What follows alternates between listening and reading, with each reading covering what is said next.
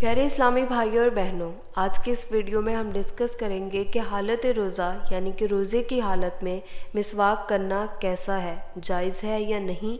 जानने के लिए वीडियो को अंत तक ज़रूर देखिएगा। अल्हम्दुलिल्लाहि रब्बिल आलमीन वस्सलातु वस्सलामु अला सय्यिदिल मुरसलीन अम्मा बाद फ़अऊज़ु बिल्लाहि मिनश शैतानिर रजीम बिस्मिल्लाहिर रहमानिर रहीम।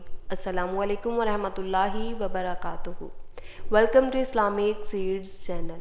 उम्मीद है कि आप सब अल्लाह पाक के फजल व करम के साथ नहायत खैर व आफियत के साथ होंगे और अल्लाह सुब्हानहू व तआला से दुआ है कि वो इस पाक महीने के सदक़े हम सब पर अपनी ख़ास रहमतें बरकतें नाजिल फरमाए और हमें ज़्यादा से ज़्यादा इस महीने में इबादत, अज़कार और रोज़े रखने की तौफ़ीक दे और ख़ास करके इस महीने का अदब करने की तौफ़ीक अता फरमाए।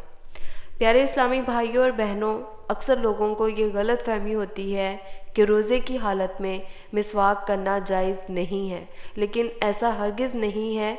रोज़े की हालत में मिसवाक करना जायज़ है।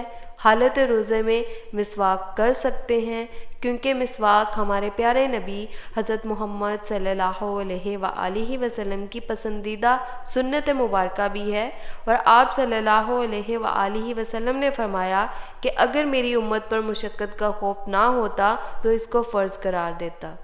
हज़रत आमिर बिन रबिया रज़ियल्लाहु ताला अन्हु फरमाते हैं कि मैंने रसूलुल्लाह सल्लल्लाहु अलैहि वसल्लम को रोज़े की हालत में इतनी मर्तबा मिसवाक करते देखा कि मैं न गिन सकता हूँ और न शुमार कर सकता हूँ।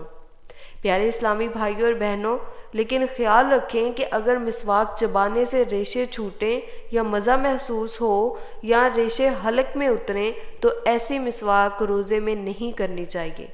उम्मीद है कि आपको ये वीडियो पसंद आई होगी और अगर आप चाहते हैं कि मैं मज़ीद इस तरह की वीडियोज़ लेके आपकी खिदमत में हाज़िर हो सकूं तो जल्दी से जाके चैनल को सब्सक्राइब, वीडियो को लाइक और शेयर कर दीजिए।